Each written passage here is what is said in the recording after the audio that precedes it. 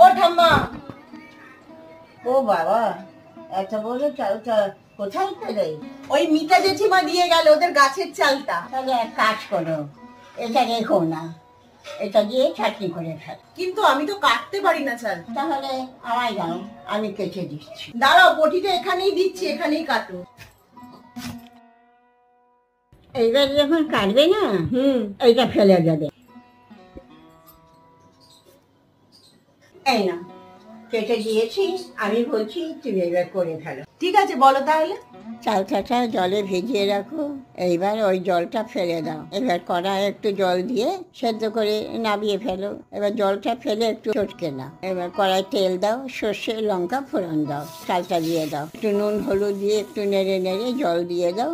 একটু যেই ঘন ঘন হবে তখন মিষ্টি দাও, মিষ্টি দিয়ে আর একটু ফুটিয়ে এবার নামিয়ে ফেলো।